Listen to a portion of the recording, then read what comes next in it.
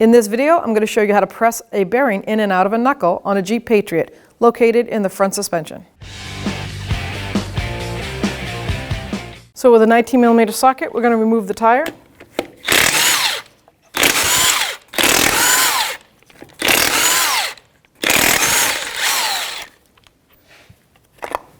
If your tire is frozen on, always put a lug nut back on partially by hand tight. Give it a bang.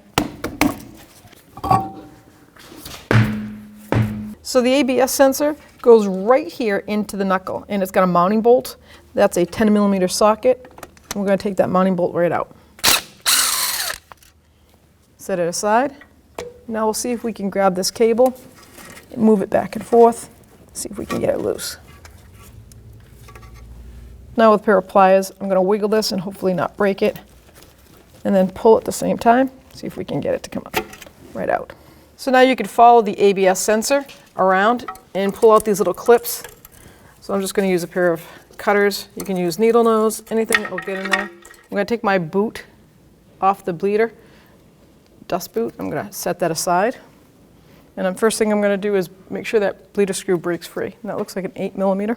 With a catch basin, I'm going to put the catch basin below my caliper so I can break that bleeder screw free so I can confirm I'll be able to bleed it after.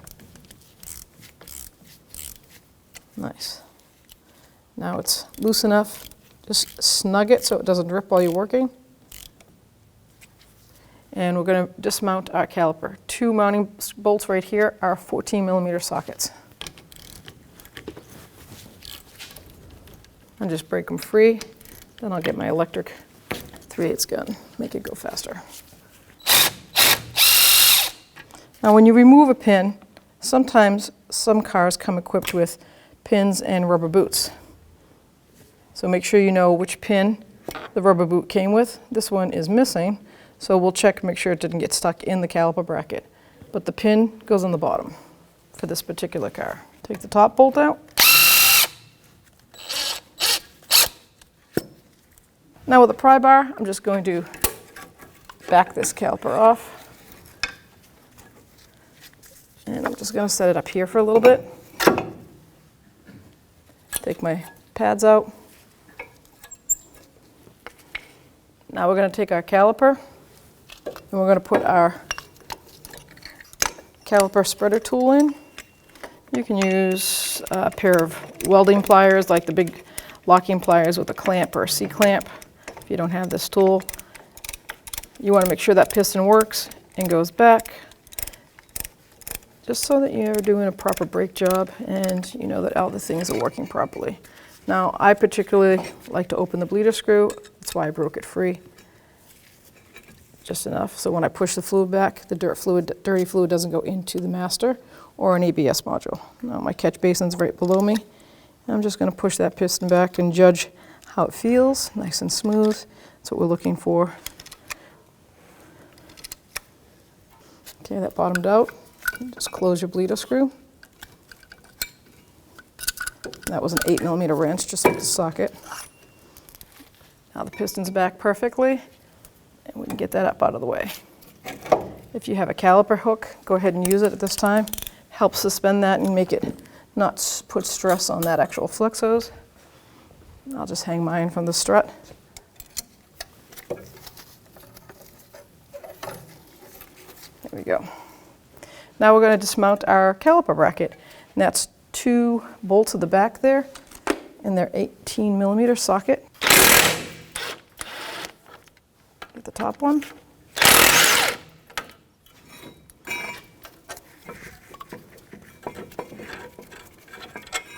Now we can set that aside and we'll clean it up later.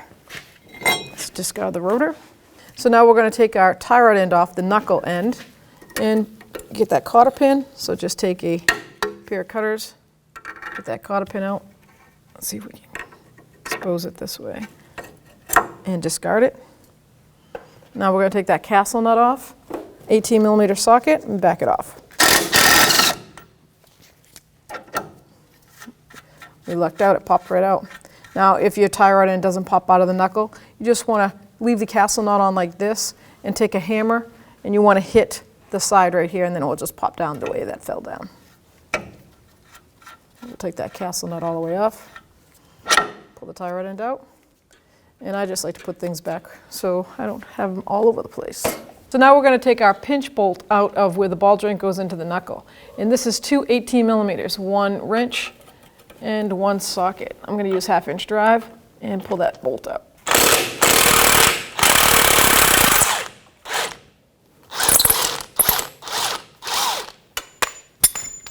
So now to separate the ball joint from that knuckle, I'm going to use what they call a pickle fork, and I'm going to try to get in there without damaging that boot.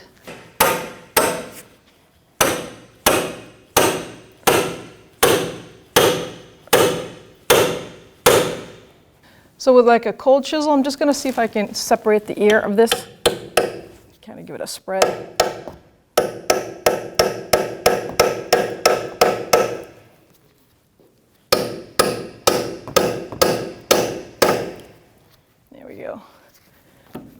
Get movement. Now with the pry bar, I'm going to see if I can pull down on this, get this to pop out.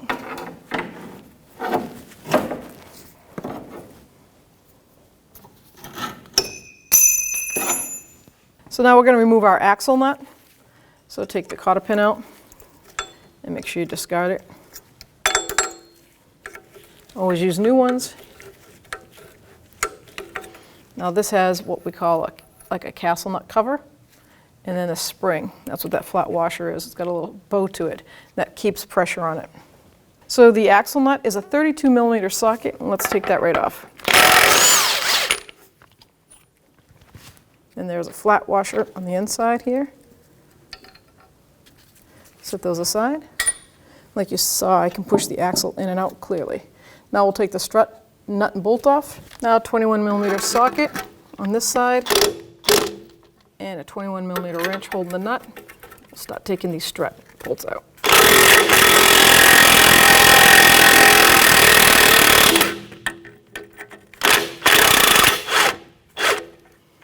I'm going to leave that one in, and I'm going to move down to the bottom one.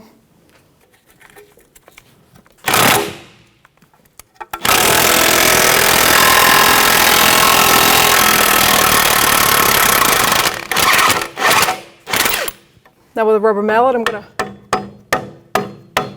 hammer that bottom bolt out, set it aside with the two nuts, and now I'm going to try to do the same to the top. There we go. Now holding the actual knuckle and hub, take that out, break it free from that strut, and then slide it off the axle nut. So we got to press this bearing out, which is inside this knuckle, and this is the hub, which has got the wheel studs on it, and that's pressed in the center of the wheel bearing.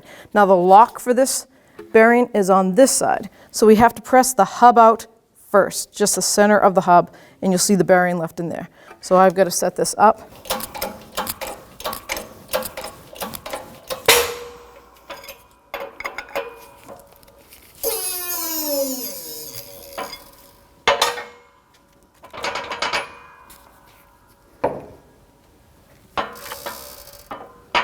Let that lift up. Now we can take your knuckle out of the way, and you'll see the actual spindle. And that's pretty normal to have the race stuck to it, but we'll have to take that off. I have a 3-arm puller set up, and I'm going to pull this race off the hub.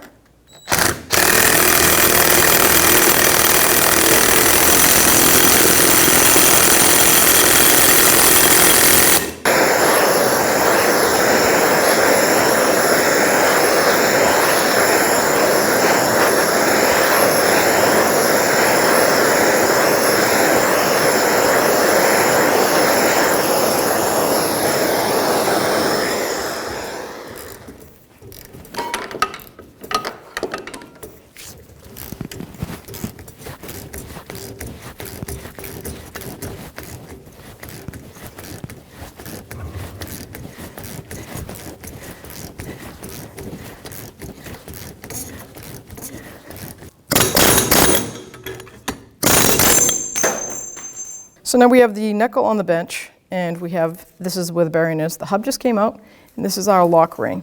Now it's in there pretty good, it's been pressed in for a while, so I like to take a punch or a cold chisel, and I'm going to tap it around because it's going to be physically impossible for me to just start to squeeze that with my regular strength, because this is, obviously you can see the weather. It's weathered in there. All right, so you can see after using the chisel and the hammer, I've kind of loosened it up enough. Let's see if we can squeeze it enough to get it out. So with a little help in engineering, I'm going to go like this, and I'm going to hold that, and I'm going to take my pocket screwdriver or the cold chisel. See if I can wedge that in there. Let's do the pocket screwdriver.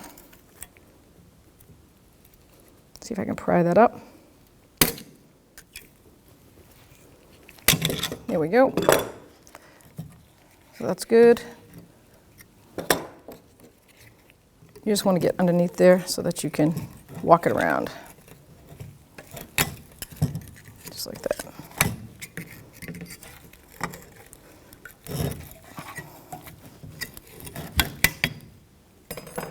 Save that because you're going to need to reuse it. And now we can press the bearing out the opposite way. Okay, so now we have it all set up. We're just going to see if we can press that bearing right out of that knuckle.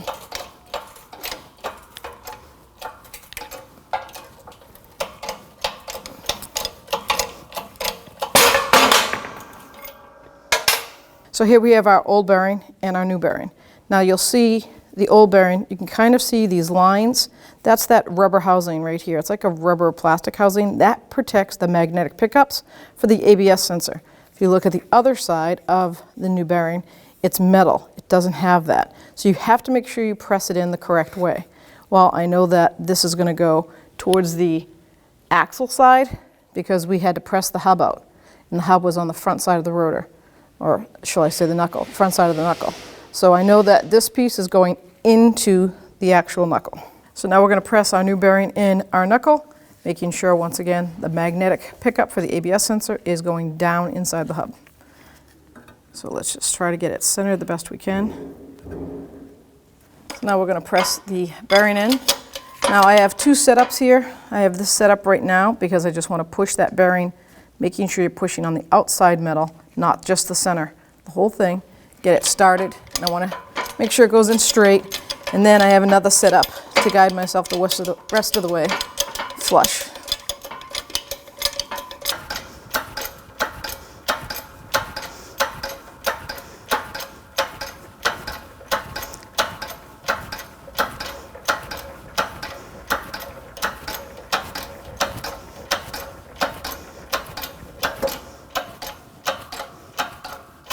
Now we're flush with the knuckle. Let this back up. You can see it's flush here. It has to seat down so we can get that lock ring in. So I used a ball joint cup. It goes right on that outside race perfectly.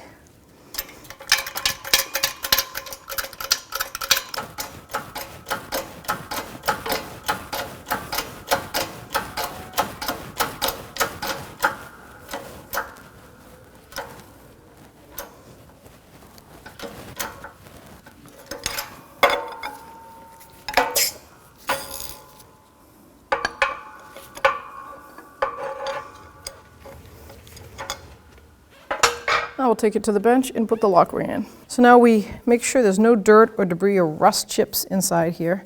And I took a wire wheel brush to my C-spring clamp. I'm going to compress it and put her in. Sometimes it's easier just to get one side started.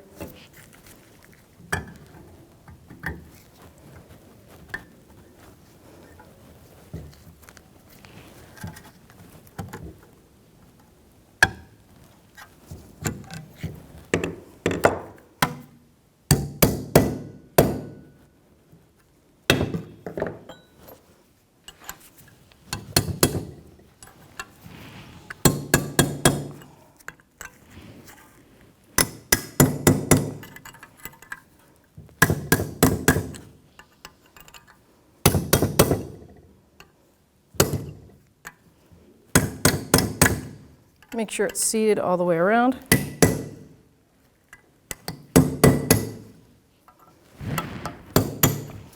So now we're going to press the hub back in to the bearing, and what we have to do is this centerpiece, you can't just push the hub through, you have to hold this centerpiece from moving, because the hub will push it right out and separate those races from the bearing, and it will destroy the bearing. So we need to hold this like this. We're going to put it in the center of our cup, then place that down on there.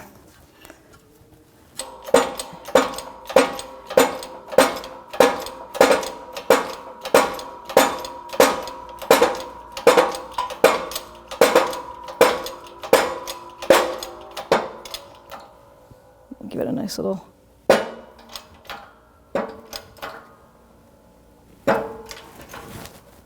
that's good.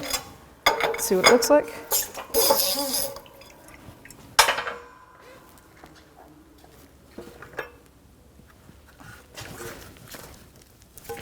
Oh, that's perfect.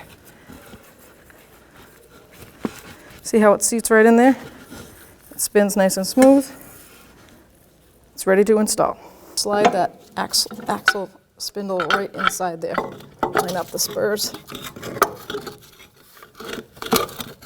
And get our strut mounted up. Just at least put the top bolt through. Then the bottom bolt. Bring that out. Beautiful.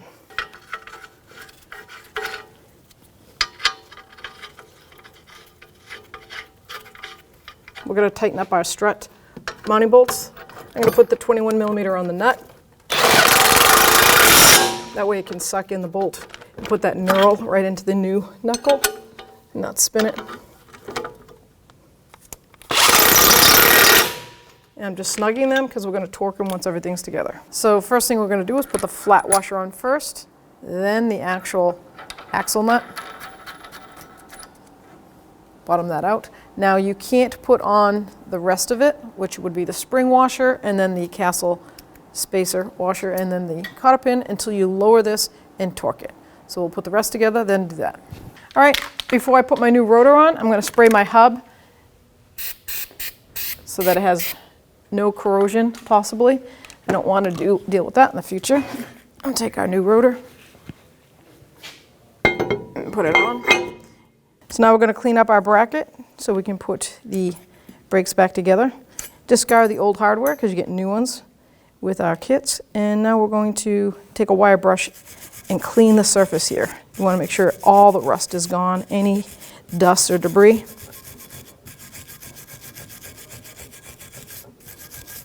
This is in good shape, actually. It's just taking off some of the road rust. You know, there's no chunks. It's not peeling. Do that to both sides. Spray it with some brake clean, let it dry.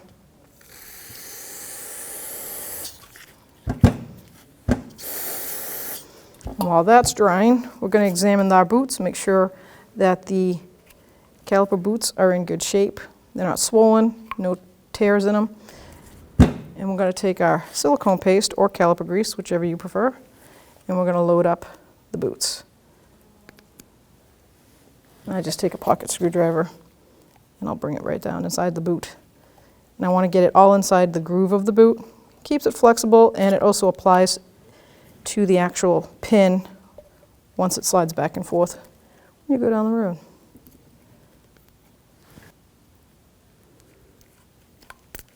We'll be putting paste on the pin once we clean it up. Now we're going to take I like to put silicone grease because it's waterproof and caliper or caliper grease on the bottom of the tins, not the top. Do it both the top and bottom. And this stops water from building in here and causing those tins to swell and put pressure on the pads. Now I don't put grease on the top of the tins because they're brand new. I want to keep them shiny and moving smoothly. Grease will only attract dirt or brake dust, and then it will never let the pads slide in and out freely. So we'll take our tins, bracket tins, and apply them. In this case, there is no top and bottom. They're both the same size. Some vehicles you'll see one wider than the other, but it's pretty self-explanatory. So before we put this bracket on, we have the rubber pieces missing off the pin. Now if this is on the car, it's the bottom pin. So I'm going to take that boot completely out, and I'm going to go in there and see if I can fish out the rubber piece. And there it is, I can feel it. So I ended up getting a hook because the pocket screwdriver wouldn't work. Well, there it is. So it pays to make sure if it is gone on the pin that it's inside there. So we'll clean these pins up, remount this, and put it together. So now we're going to put our boot back on, and you just basically take that big spacer and you're just going to drop it in, and it miraculously pops right into place. Now we'll take our pins, and these are in great shape, so all I did was take a rag and kind of clean them off.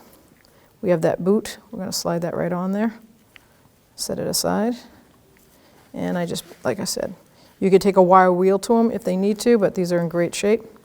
We'll set them aside. Now we can install the bracket. So now we're back at the wheel. We're putting our caliper bracket on, line it up, put the first mounting bolt through. There we go. Start it by hand. Now with our 17mm socket, we're going to snug them up. So we're taking that 17mm socket and our torque wrench, and the torque for bracket to knuckle on these two bolts is 80 foot-pounds.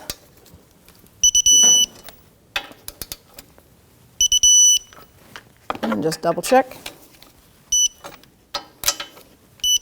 So now when we install our pads, we have these indicators. These are like spring and noise indicators. Tells you when the pad is at the minimal.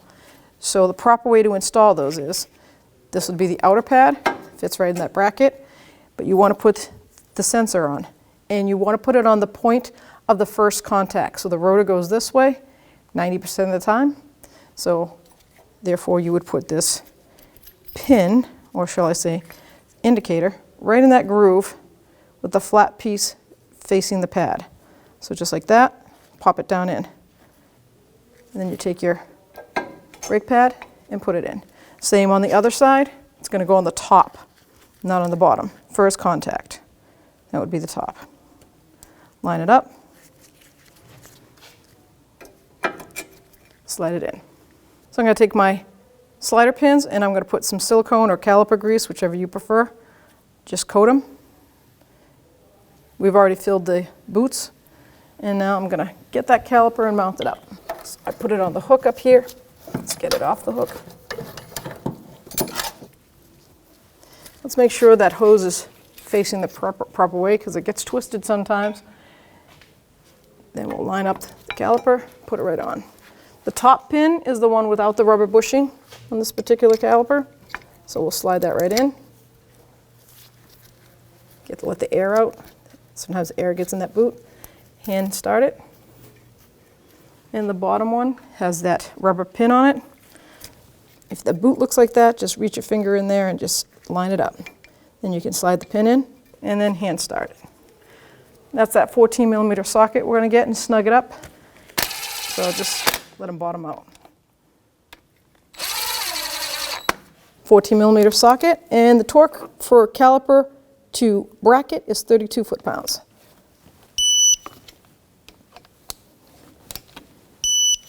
Try it one more time. Okay, so now we can put our tie rod back on. Slide that up through. Put the castle nut on. 18mm, and we're going to snug that castle nut up, then we'll torque it to specs. 18mm, and the torque spec is 97 foot-pounds.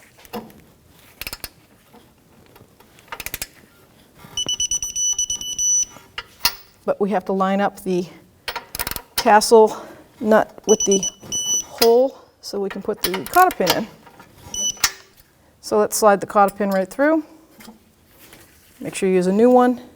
Everyone does these differently. I like to pull them over, cut them, and I'll cut this bottom one real short and then hammer it down. All right, so now we can push the knuckle in, push that ball joint. I'm going to try to line that up. There we go.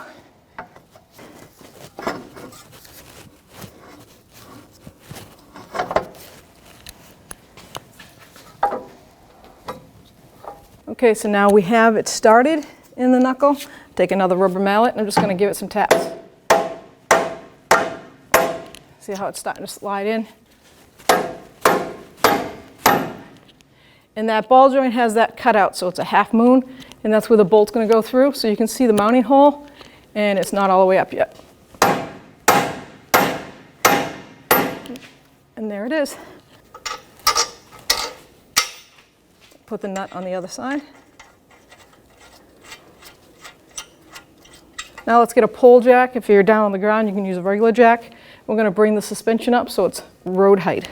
Now with our pole jack right below that ball joint, I'm going to bring it up, and I'm going to bring the suspension up like it's ride height. Paying attention that I'm only pushing the suspension up. If I see the body move at all, I'm going to back it down. Snug up the ball joint pinch bolt, 18 millimeter. And now we can tighten it, torque it to specs, 18 millimeter socket and wrench. That's 60 foot-pounds. I'm going to put the wrench on the back and hold it.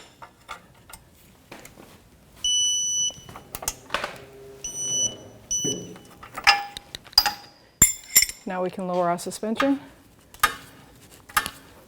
So now we're going to take the car and lower it so we can torque this axle nut. Then we can put the castle nut washer on and the cotter pin. So what I like to do to hold that from spinning, I take my long pry bar and I'll use it just like that. Lock those studs in. Torque specs for this hub axle nut is 180 foot-pounds. So we're going to bring it right up to 180. It's important not to go over or under because it's a pressed bearing inside. And if it's too loose, it'll break free. And if it's too tight, it'll make it explode. 32 millimeter socket, and we'll tighten it right up. So we're going to put our new spring washer on. That goes on first. Castle locking washer, and then the new cotter pin. Bring that right down. Get a kind of push in on it because of the spring on that washer. Then I like to take the cotter pin and bring it up and cut the bottom one off. Take your sensor, guide it through the mounting spot. Take your little 6 millimeter bolt with that 10 millimeter head for a socket and start it by hand. Get your little socket, 10 millimeter. We're just going to snug it because the torque spec is 13 foot-pounds. So just snug it down. And there we go. Let's get our torque wrench. Okay, 13 foot-pounds.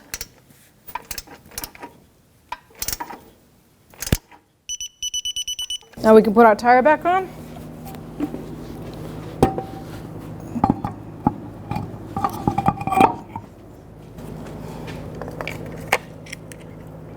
Just hand start the lug nuts.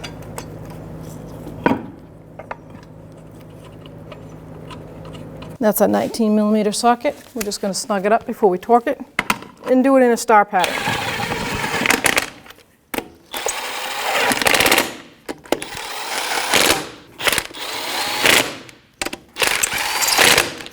Okay, now we can lower it and torque it to specs. Wheel torque is 100 foot-pounds. We're going to torque it in a star pattern.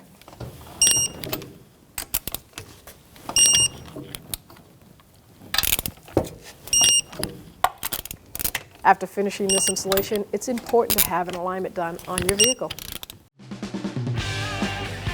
When only the best will do, demand TRQ. The only company that lets you view before you do. TRQ is committed to offering the highest quality aftermarket auto parts that are engineered for peace of mind. Thanks for using and viewing with TRQ.